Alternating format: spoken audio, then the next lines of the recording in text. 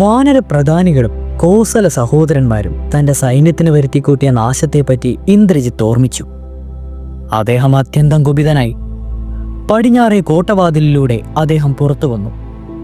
അല്പം ദൂരത്ത് നിന്നുകൊണ്ട് ഊർജ്ജസ്വലരായ സഹോദരന്മാരെ അദ്ദേഹം നോക്കിക്കണ്ടു. ഇന്ദ്രജിത്ത് മനസ്സിൽ തീർച്ചപ്പെടുത്തി, ഇനി മായാവിദ്യ ഉപയോഗിക്കാം. സീതയുടെ പ്രതിച്ഛായ ആയത്തക്കവണ്ണം ഒരു രൂപം സൃഷ്ടിക്കുവാൻ അദ്ദേഹം ഉറച്ചു. ഈ മായാ സീതയും കൊണ്ട് യുദ്ധഭൂമിയിലേക്ക് പോകുവാനാണ് അദ്ദേഹം ആലോചിച്ചത്. അവിടെ വെച്ച് എല്ലാവരും കാണുകെ തൻ്റെ വാളുകൊണ്ട് അവളെ വധിക്കാൻ. ആലോചനയും പ്രവൃത്തിയും ഒപ്പം കഴിഞ്ഞു. രഥത്തിൽ മായാസീതയുമായി നഗര കവാടങ്ങളിൽ നിന്ന് ഇന്ദ്രജിത്ത് പുറത്തു വന്നു. വാനരന്മാർ അദ്ദേഹത്തെ കണ്ടു.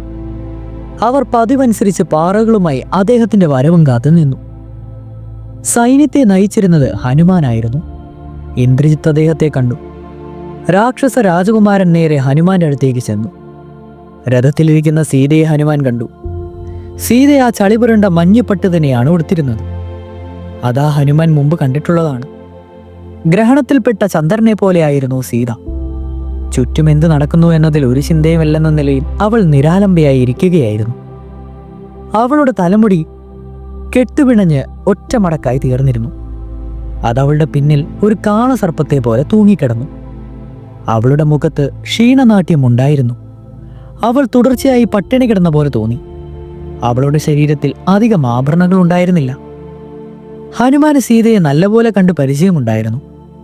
ആ ദേവിയെ ഇന്ദ്രജിത്തിന്റെ രഥത്തിൽ കണ്ടപ്പോൾ ഹനുമാൻ അന്തം വിട്ടു നിൽക്കുക തന്നെ ചെയ്തു. അദ്ദേഹം അവളെ പിന്നെയും പിന്നെയും നോക്കി. ബാഷ്പാകുലമായ ദേവിയുടെ മുഖം കണ്ടപ്പോൾ ഹനുമാന്റെ മനസ്സിൽ ദുഃഖം നിറഞ്ഞു. ദേവി ഇപ്പോൾ ഇന്ദ്രജിത്തിന്റെ തടവുകാരിയാണെന്ന് ഹനുമാൻ കണ്ടു. അദ്ദേഹം ഇങ്ങനെ വിചാരിച്ചു, എന്തൊക്കെ ആയിരിക്കും ഇദ്ദേഹത്തിന്റെ ഉദ്ദേശങ്ങൾ? ഇപ്പോൾ എന്താണാവോ സംഭവിക്കാൻ പോകുന്നത്? ഹനുമാൻ ഇന്ദ്രജിത്തിന്റെ രഥത്തിന്റെ അടുത്തേക്ക് ചെന്ന് അദ്ദേഹത്തെ ആക്രമിക്കുവാൻ തുടങ്ങി. ഇന്ദ്രജിത്ത് വളരെ കോപിഷ്ഠനായി. അദ്ദേഹം ഉറയിൽ നിന്ന് വാളൂരി. അദ്ദേഹം സീതയുടെ മുടി കടന്നു പിടിച്ചു. അപ്പോൾ അവിടെ ദയനീയ സ്വരത്തിൽ കരയുവാൻ തുടങ്ങി, രാമ രാമ എന്ന്. ഏവരും നോക്കിക്കൊണ്ടിരിക്കെ തന്നെ ഇന്ദ്രജിത്ത് അവളെ പ്രഹരിക്കുവാൻ തുടങ്ങി. ഇന്ദ്രജിത്ത് അവളുടെ തലമുടിയിൽ പിടിച്ചിലയ്ക്കുന്നത് കണ്ട് ഹനുമാന്റെ ദുഃഖവും കോപവും അസഹ്യമായി തീർന്നു. അദ്ദേഹത്തിന്റെ കണ്ണുകളിൽ നിന്ന് കണ്ണീരൊഴുകുവാൻ തുടങ്ങി. അദ്ദേഹം പറഞ്ഞു, ഇന്ദ്രജിത്തെ, അങ്ങൊരു പാപിയാണ്. ബ്രഹ്മാവിന്റെ കുലത്തിൽ ജനിച്ച അങ്ങയ്ക്ക് പൂർവികരിൽ നിന്ന് ഒരു സൗമ്യതയും പൈതൃകമായി ലഭിച്ചതായി തോന്നുന്നില്ലേ? അങ്ങ് ദേവിയുടെ മുടി കടന്നു പിടിച്ചിരിക്കുന്നു. അതങ്ങയുടെ അവസാനം അടുത്തുകൊണ്ടാണെന്ന് വിചാരിച്ചോളൂ. അതല്ലെങ്കിൽ ഇങ്ങനെ ചെയ്യുവാൻ അങ്ങ് ധൈര്യപ്പെടുമായിരുന്നില്ല. ഏറ്റവും നിർകൃഷ്ടമായ ശിക്ഷയ്ക്ക് അങ്ങ് പാത്രമായി തീർന്നിരിക്കുന്നു.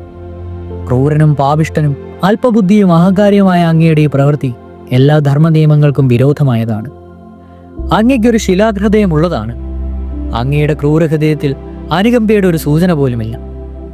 കൊട്ടാരത്തിൽ നിന്ന് നിഷ്കാസിതയായ ദേവിക്ക് പാർപ്പിടമില്ലാതെയായി. പോരാ, ദേവി രാമനിൽ നിന്ന് വേർതിരിക്കപ്പെടുകയും ചെയ്തു.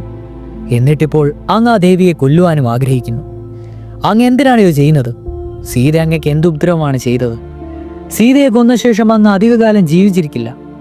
അങ്ങ് ഇപ്പോൾ എൻ്റെ ശക്തിക്ക് അധീനപ്പെട്ട് എൻ്റെ കൈകൾ കൊണ്ട് തന്നെ മരണത്തെ നേരിടും. ഏറ്റവും നീചവർഗത്തിൽപ്പെട്ട പാവികൾക്കായുള്ള ലോകത്തിലേക്ക് ഞാൻ അങ്ങേ അതിവേഗം അയക്കും. സൈന്യത്താൽ ചുറ്റപ്പെട്ട ഇന്ദ്രജിത്തിന് നേരെ ഹനുമാൻ പാഞ്ഞെത്തി. അദ്ദേഹത്തിന്റെ ആക്രമണത്തിന് രാക്ഷസന്മാർ തയ്യാറായിരുന്നു. ഇന്ദ്രജിത്ത് അദ്ദേഹത്തിൻ്റെതായ നാശപ്രക്രിയ ആരംഭിക്കുകയും ചെയ്തു. ഹനുമാൻ വളരെ ദുഃഖിതനാണെന്ന് കണ്ട് അദ്ദേഹത്തെ പ്രകോപിപ്പിക്കുമാറ് ഇന്ദ്രജിത്ത് ഇപ്രകാരം പറഞ്ഞു, അങ്ങയുടെ രാജാവ് സുഗ്രീവനും അങ്ങും വാനരപ്പടയും രാമലക്ഷ്മണന്മാരും ലക്കയിലേക്ക് വന്നത് ഈ സീത കാരണമാണല്ലോ. അങ്ങ് നോക്കിക്കൊണ്ടിരിക്കെ ഈ നിമിഷം ഞാൻ ഇവളെ കൊല്ലുന്നുണ്ട്. ഇവളെ കൊന്ന ശേഷം ഞാൻ മറ്റുള്ളവരെയും കൊല്ലും. രാമൻ, ലക്ഷ്മണൻ, സുഗ്രീവൻ, ആ ആഭാസനായ വിഭീഷണൻ, പിന്നെ ഒടുവിൽ അങ്ങേയും. മറ്റുള്ളവർക്കും ധർമ്മം ഉപേക്ഷിക്കുവാൻ അങ്ങേക്ക് ഇഷ്ടമാണെന്ന് തോന്നുന്നു. സ്ത്രീകളെ കൊല്ലുവാൻ പാടില്ലെന്നൊക്കെ പറയുന്നുണ്ടല്ലോ. ശത്രുവിനെ ദ്രോഹിക്കുവാൻ ആഗ്രഹിച്ച് ചെയ്യുന്നത് എന്തും ശരിയാണെന്നാണ് എൻ്റെ രീതി. ഇന്ദ്രജിത്ത് ഒരു ക്രൂര അട്ടഹാസം ചെയ്തു. മൂർച്ചയുള്ള ഒരു വാളെടുത്ത് കരഞ്ഞുകൊണ്ടിരിക്കുന്ന സീതയെ വെട്ടി. തേർതെറ്റിൽ അവൾ കുഴഞ്ഞു വീണു. അവളുടെ ശരീരം 2 തുണ്ടുകളാക്കപ്പെട്ടു. ഇന്ദ്രജിത്ത് ക്രൂരമായ പരിഹാസ ചിരിയോടെ പറഞ്ഞു, എടാ കുരങ്ങ, ഞാൻ കൊന്നിട്ടിരിക്കുന്ന അങ്ങയുടെ യജമാന ഭാര്യയെ നോക്കൂ. സീത മരിച്ചിരിക്കുന്നു. നിങ്ങളുടെ എല്ലാം സർവ്വപ്രയത്നങ്ങളും നിഷ്ഫലമായിരിക്കുന്നു. ജയഭേരിയോടെ ഇന്ദ്രജിത്ത് ഗർജിക്കുകയായിരുന്നു. വാനര സൈന്യം ദുഃഖത്തിൽ ആമാത്മരായി. ഇന്ദ്രജിത്തിനോട് യുദ്ധം ചെയ്യുവാനുള്ള അവരുടെ ഉത്സാഹത്തിന് മങ്ങലേറ്റു. അവർ നാലുപാടും ഓടി. രാക്ഷസന്മാരുടെ വീര്യം തടുത്തു നിൽക്കുവാൻ അവർക്ക് കഴിഞ്ഞില്ല. മടങ്ങി വന്ന് യുദ്ധം ചെയ്യുവാൻ ഹനുമാൻ അവരെ പ്രോത്സാഹിപ്പിച്ചു നോക്കി. അദ്ദേഹം അവരെ നയിച്ചു കൊണ്ടുവന്നു. യുദ്ധം തുടരാൻ ശ്രമിക്കുകയും ചെയ്തു. ദുഃഖത്തിലാണ്ടുപോയ കോപവും ഹനുമാൻ വലിയ വീര്യത്തോടെ പൊരുതി. ഹനുമാൻ തന്റെ സൈന്യത്തിന് വരുത്തി കൂട്ടിയ വിഷമാവസ്ഥ കണ്ടപ്പോൾ ഇന്ദ്രജിത്ത് അവരെ ശല്യപ്പെടുത്തുവാൻ തുടങ്ങി. ഹനുമാൻ നിരാശ പൂണ്ടു പറഞ്ഞു, വരൂ, നമുക്ക് മടങ്ങിപ്പോകാം. ഇനി യുദ്ധം ചെയ്തിട്ട് പ്രയോജനമില്ല. രാമനെ സന്തോഷിപ്പിക്കുവാനാണ് നമ്മൾ ചെയ്യുന്നത്. ഈ യുദ്ധത്തിന് ഏക കാരണക്കാരനായ സീതയെ ഹതയായിരിക്കുന്നു. നമ്മുടെ രാജാവിൻ്റെയും രാമൻ്റെയും അടുത്തേക്ക് മടങ്ങിപ്പോകാം. സംഭവിച്ചതെല്ലാം അവരെ അറിയിക്കാം. അവരുടെ നിർദ്ദേശമനുസരിച്ച് പ്രവൃത്തി തുടരാം. നിർഭയനായ ഹനുമാൻ സാവധാനം നടന്നു. അടിച്ചവടിച്ചവണ് അദ്ദേഹം രാമസന്നിധിയിലെത്തിയത്. തൻ്റെ മുമ്പിൽ നിന്ന് ഹനുമാൻ പോകുന്നത് കണ്ട ഇന്ദ്രജിത്ത് വേഗം യുദ്ധഭൂമി വിടുകയും ചെയ്തു. നികുംബില എന്ന് പറയപ്പെടുന്ന സ്ഥലത്ത് വെച്ച് ഒരു പ്രധാനപ്പെട്ട യാഗം നടത്തുവാൻ ഇന്ദ്രജിത്ത് ആഗ്രഹിച്ചു. അതിനായി കഴിയുന്നതും വേഗത്തിൽ ഉത്സാഹിച്ചു പുറപ്പെടുവാൻ അദ്ദേഹം തീരുമാനിച്ചു. അദ്ദേഹം നികുംബയിലെത്തി. യാഗത്തിന് വേണ്ടതായ പരിപാവനമായ അഗ്നിയുണ്ടാക്കി. മന്ത്രത്താൽ ശുദ്ധി വരുത്തിയ കൃതം കൊണ്ട് അദ്ദേഹം അതിനെ സംരക്ഷിച്ചു. വിധിപൂർവം അദ്ദേഹം കർമ്മങ്ങൾ ചെയ്തു. അഗ്നി പ്രകാശത്തോടെ ജ്വലിക്കുവാൻ ആരംഭിച്ചു. ആജ്യാഹൂതികളാൽ പൂജ്യനായ അഗ്നി അസ്തമം സൂര്യനെ പോലെ പ്രകാശമയനായി ജ്വലിച്ചു. ഇന്ദ്രജിത്തിന് ചടങ്ങുകളെല്ലാം കടുകട്ടിയായിരുന്നു. അദ്ദേഹം വിധിപ്രകാരം ഹവിസുകൊണ്ട് അഗ്നിയെ ആഹൂതികൾ ചെയ്തു. രാക്ഷസന്മാർ അദ്ദേഹത്തിന് ചുറ്റുമിരുന്നു. യാഗനിർവഹണത്താൽ അദ്ദേഹം ഏകസ്മരതയോടെ ഇരിക്കുമ്പോൾ അദ്ദേഹത്തെ സർവ്വദാ സംരക്ഷിക്കുകയായിരുന്നു അവരുടെ ചുമതല. ഇതിനിടയിൽ യുദ്ധഭൂമിയിലുണ്ടായിരുന്ന കുഴപ്പവും കോലാഹലവുമെല്ലാം രാമലക്ഷ്മണന്മാർ അറിഞ്ഞു. രാമൻ ജാംബവനുമായി സംസാരിച്ചു. അദ്ദേഹം ഇങ്ങനെ പറഞ്ഞു, വാനരന്മാർക്ക് സഹായം ആവശ്യമായിരിക്കുന്നു. അങ്ങൊരു സൈന്യവുമായി പോകണമെന്ന് ഞാൻ നിർദ്ദേശിക്കുന്നു. യുദ്ധം നടന്നുകൊണ്ടിരിക്കുന്ന പശ്ചിമ കവാടങ്ങളിലേക്ക് ജാംബവാൻ അതിവേഗം പാഞ്ഞു ചെന്നു. വഴിയിൽ വെച്ച് അദ്ദേഹം ഹനുമാനുമായി കണ്ടുമുട്ടി. തൻ്റെ ചങ്ങാതിയുടെ മുഖത്തെ ദുഃഖം അദ്ദേഹം കണ്ടു. സൈന്യം മുഴുവനും ദുഃഖിതരായിരുന്നു. ഹനുമാന്റെ നയനങ്ങളിൽ അശ്രുക്കൾ പൊടിഞ്ഞിരുന്നു. അദ്ദേഹം ജാംബവാനെ തടഞ്ഞു നിർത്തി ഇപ്രകാരം പറയുകയും ചെയ്തു, രാമന്റെ അടുത്തേക്ക് നമുക്ക് വേഗം പോവുക. അവർ രാമന്റെ അടുത്ത് ചെന്നു. ഹനുമാൻ പറഞ്ഞു, രാവണപുത്രനായ ഇന്ദ്രജിത്ത് ദേവിയെ രഥത്തിൽ കൊണ്ടുവന്ന് ഞങ്ങളുടെ മുമ്പാകെ വെച്ച് വാളുകൊണ്ട് വെട്ടിക്കൊന്നു. ആ കാഴ്ച ഞാൻ എൻ്റെ കണ്ണുകൊണ്ട് കാണേണ്ടി വന്നു. ദുഃഖത്തിൽ ആത്മാത്മാരായ ഞങ്ങൾ ആ ഘോര വർത്തമാനം അറിയിക്കുന്നതിനായി നിങ്ങളുടെ അടുത്തേക്ക് തിടുക്കത്തിൽ വന്നിരിക്കുകയാണ്. ഹനുമാന്റെ വാക്കുകൾ കേട്ട രാമൻ ബോധമറ്റു വീണു. വാനരന്മാർ അദ്ദേഹത്തിന് ചുറ്റും കൂടി. പുഷ്പങ്ങൾ വെള്ളത്തിൽ മുക്കി മറ്റും ദേഹം തണുപ്പിച്ച് അവർ അദ്ദേഹത്തിന്റെ ബോധമുണർത്തുവാൻ ശ്രമിച്ചു. ലക്ഷ്മണനാകട്ടെ ജ്യേഷ്ഠനേക്കാൾ ദുഃഖിതനായി അതെങ്ങനെ സാധ്യമായെങ്കിൽ എന്നുകൂടി പറയട്ടെ എന്ന് കാണപ്പെട്ടു. തൻ്റെ ജ്യേഷ്ഠനെ തൻ്റെ കൈകളിൽ എടുത്തുകൊണ്ട് സീതയുടെ മരണത്തിൽ അദ്ദേഹത്തോടൊപ്പം കരഞ്ഞുകൊണ്ടിരുന്നു. ലക്ഷ്മണൻ പറഞ്ഞു, രാമ, ധർമ്മം ജയിക്കില്ലെന്ന് ഇപ്പോൾ തീർച്ചയായി. അത് നമ്മെ ഏതു വിധത്തിലാണ് സഹായിച്ചിട്ടുള്ളത്? അങ്ങെന്നും ധർമ്മമാർഗത്തിലേ ചലിച്ചിട്ടുള്ളൂ. അങ്ങ് സ്വന്തം ഇന്ദ്രിയങ്ങളെ നിയന്ത്രണാധീനമാക്കിയിട്ടുണ്ട്. ഈ ലോകത്തിൽ അങ്ങ് നിസ്വാർത്ഥമായി പ്രവർത്തിച്ചിട്ടുള്ളൂ. വിധി അങ്ങയ്ക്ക് പ്രതിഫലം നൽകുന്നത് ഈ വിധമാണ്. ദുഷ്ടതയിൽ നിന്ന് നമ്മെ രക്ഷിക്കുവാൻ ധർമ്മത്തിന് കഴിയില്ലെന്നത് വ്യക്തം. ധർമ്മം എന്നാണ് എന്തെന്ന് എനിക്ക് ഉറപ്പാണ്. നമ്മുടെ ഇന്ദ്രിയങ്ങൾക്കോ ദൃഷ്ടികൾക്കോ ഗോചരമല്ലാത്തതാണ് ശരി. അങ്ങയെപ്പോലെയുള്ള മനുഷ്യർ ഏത് പ്രതികൂലാവസ്ഥയിലും ഒരു കുലുക്കവും തട്ടാതെ നിൽക്കുന്നത് തന്നെ ധർമ്മമുണ്ടെന്നതിനുള്ള തെളിവാണ്. ധർമ്മം അവസാനം ജയിക്കുമെങ്കിൽ രാവണനെ പാതാളത്തിലേക്ക് അയക്കുവാൻ കഴിഞ്ഞേനെ. ഇപ്രകാരം അനേകം കഷ്ടപ്പാടുകൾ അങ്ങൊരിക്കലും അനുഭവിക്കാൻ പാടില്ലാതായിരുന്നു. അന്നനുഭവിച്ച ഒന്നിനുമേൽ ഒന്നായിട്ടോ കഷ്ടപ്പാടുകൾ വന്നിട്ടുള്ളൂ. അധർമ്മികൾ അവസാനം ദുഃഖത്തിൽ വന്നു ചെയ്യും. ലക്ഷ്മണൻ അങ്ങനെ ഓരോന്നും പറഞ്ഞു.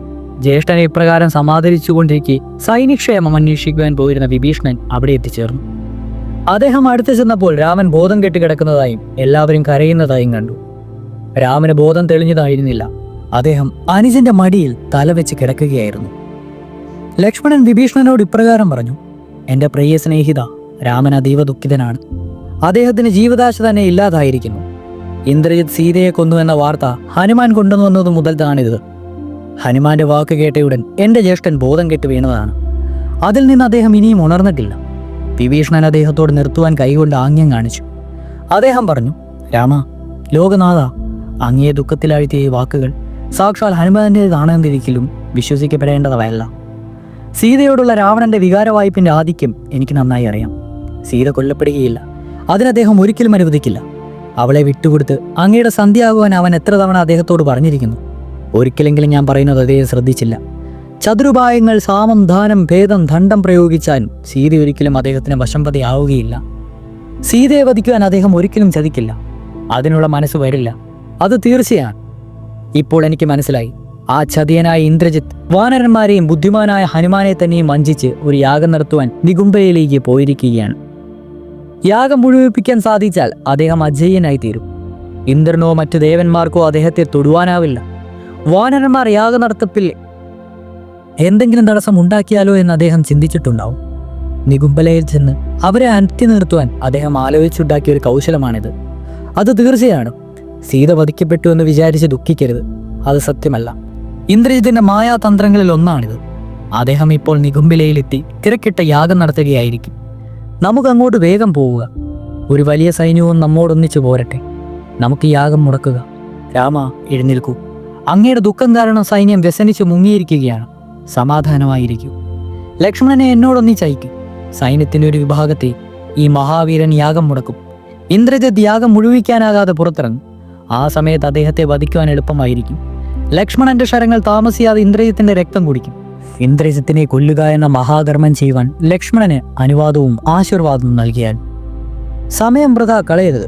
അന്ന് ധൃതിപ്പെടണം. ഇന്ദ്രജിത്ത് യാഗം മുഴുമിച്ചു കഴിഞ്ഞാൽ പിന്നെ ആർക്കും ഒന്നിലും അദ്ദേഹത്തെ ദ്രോഹിക്കുവാനാവില്ല.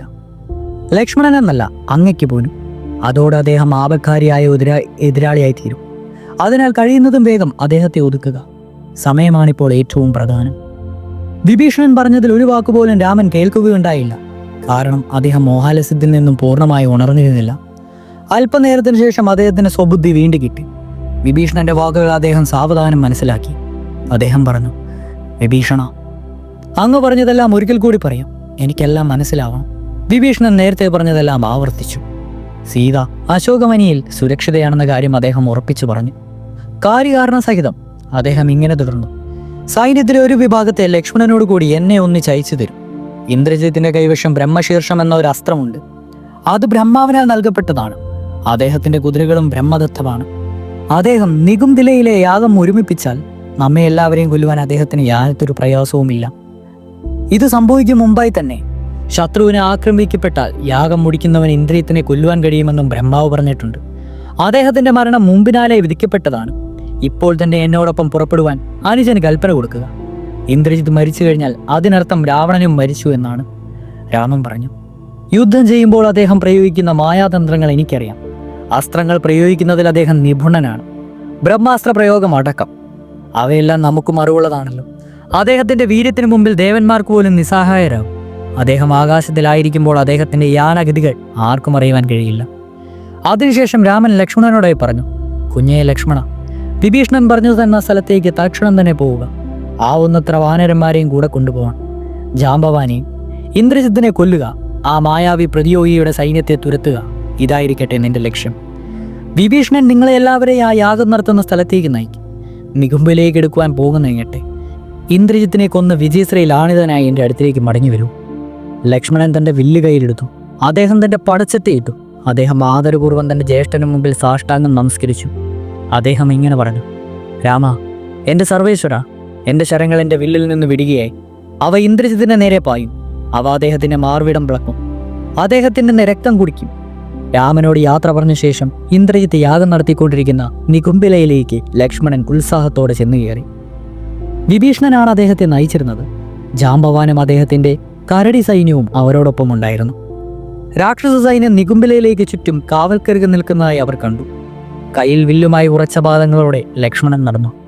ഇന്ദ്രജിത്തിനെ കൊല്ലുവാൻ അദ്ദേഹം മനസ്സുകൊണ്ട് ഉറച്ചു കഴിഞ്ഞിരുന്നു. വിഭീഷണൻ പറഞ്ഞു, ലക്ഷ്മണ, നമ്മുടെ സൈന്യം ഈ രാക്ഷസ സൈന്യത്തെ വൃക്ഷങ്ങളും പാറകളും ഉൾപ്പെടെ അവരുടെ ആയുധങ്ങൾ കൊണ്ട് ആക്രമിക്കുവാൻ തുടങ്ങട്ടെ. സൈന്യത്തിന് നാശമാവട്ടെ. സൈന്യം ആപത്തിൽപ്പെടുമ്പോൾ ഇന്ദ്രജിത്ത് പുറത്തു വരും. അപ്പോൾ അദ്ദേഹത്തിന്റെ ഗർവം അപൂർണമായി ഭവിക്കുകയും ചെയ്യും. ആ സമയത്ത് അങ്ങ് അദ്ദേഹത്തോട് നേരിട്ടുള്ള യുദ്ധം ആരംഭിക്കണം. അദ്ദേഹത്തെ യാഗം മുഴുമിപ്പിക്കുവാൻ അനുവദിക്കാതെ പുറത്തേക്ക് കൊണ്ടുവരണം. അദ്ദേഹം ക്രൂരനാണ്, അധർമ്മിയാണ്, 3 ലോകങ്ങളെ നശല്യപ്പെടുത്തുന്നവനാണ്. അദ്ദേഹത്തെ അങ്ങയുടെ കൈകൊണ്ട് തന്നെ വേണം കൊല്ലുവാൻ. ലക്ഷ്മണൻ വിഭീഷണന്റെ ഉപദേശം സ്വീകരിച്ചു. ഇന്ദ്രജിത്തിന്റെ സൈന്യത്തെ വാനരന്മാർ ഭയങ്കരമായി ആക്രമിച്ചു. വാനരന്മാരുടെ അതീതനമായി കഴിഞ്ഞിരുന്നു രാക്ഷസൻ. ഇന്ദ്രജിത്ത് ആ പ്രക്ഷുബ്ധവാസത്തിൽ അറിഞ്ഞു. യാഗം മുഴുമിപ്പിക്കും മുമ്പ് അദ്ദേഹത്തിന് പുറത്തു വരേണ്ടി വരികയും ചെയ്തു. കുപിതനായ രാജകുമാരൻ അദ്ദേഹം ഒറ്റയ്ക്കായിരുന്ന നികുംബുല എന്ന സ്ഥലത്ത് നിന്ന് പുറത്തു വന്നു.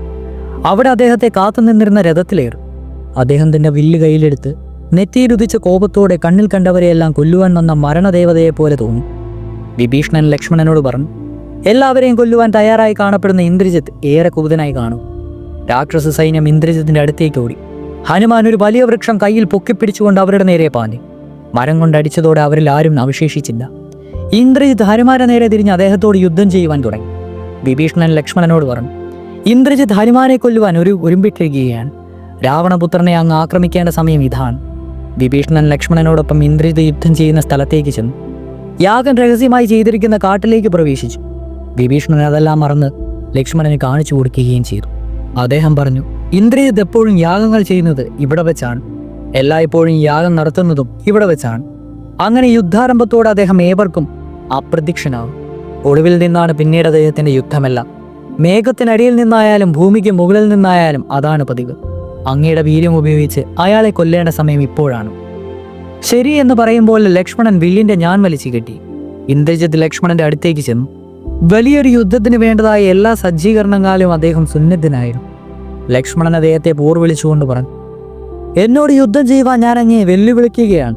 ഞാൻ അങ്ങയ്ക്കായി കാത്തു നിൽക്കും. വെല്ലുവിളി നേരിടാതെ നിവൃത്തിയില്ലെന്ന് നിലകൊണ്ടു ഇന്ദ്രജിത്ത്. നികുംബിലയിലെ യാഗം മുഴുമിപ്പിക്കാൻ അദ്ദേഹത്തിന് കഴിഞ്ഞില്ല. കോപത്തിൽ അദ്ദേഹത്തിന്റെ കണ്ണുകൾ കടും ചുവപ്പ് നിറമായി. വിഭീഷണന്റെ നേരെ നോക്കി അദ്ദേഹം ഇങ്ങനെ പറഞ്ഞു, അങ്ങിവിടെ ലങ്കയിലാണ് ജനിച്ചത്. ലങ്കയിലെ ഉപ്പ് തിന്ന് വളരുകയും ചെയ്തു. എൻ്റെ അച്ഛൻ്റെ, ഇവിടുത്തെ രാജാവിൻ്റെ സഹോദരനാണങ്ങ്. ആ വഴിക്ക് അങ്ങൻ്റെ ഇളയച്ചനുമാണ്. എന്നിട്ടും എന്നെ ചതിച്ച് ശത്രുവിനിധീനത്തിൽ കടുക്കുവാൻ അങ്ങ് ഒരുമ്പിട്ടു. ഇങ്ങനെ ചെയ്യുവാൻ അങ്ങയ്ക്ക് എങ്ങനെ മനസ്സ് വന്നു? ധർമ്മനാശകനാണങ്ങ്. അങ്ങ് ദുഷ്ടമനസ്സോടുകൂടി വന്നവനാണ്. അങ്ങയ്ക്ക് കുടുംബത്തോട് കൂറില്ല. അങ്ങയിൽ നന്മയുള്ള കണങ്ങ് പോലുമില്ല. സ്വന്തക്കാർ അങ്ങയ്ക്ക് തൃണമാണ്. ഭ്രാതൃസ്നേഹം എന്തെന്ന് അങ്ങയ്ക്ക് തൊട്ടു തീണ്ടിയിട്ടില്ല. പരമവിഡ്ഢിയായ അങ്ങ് സ്വജനങ്ങളെ ഉപേക്ഷിച്ചിരിക്കുന്നു. ശത്രുപക്ഷത്ത് അഭയം തേടുകയും ചെയ്തിരിക്കുന്നു. അങ്ങ് സ്വയം ശത്രുവിൻ്റെ അടിമയായിരിക്കുകയാണ്. ഞാൻ അങ്ങയോട് സഹതപിക്കുന്നു. അങ്ങ് ലോകനിന്ദയ്ക്ക് പാത്രമായിരിക്കുന്നു. പിൽക്കാലത്തെ ജനങ്ങൾ അങ്ങയുടെ ഈ ചൗദികൾക്ക് അങ്ങയെ കുറ്റവാളി എന്ന് വിധികൽപ്പിക്കും.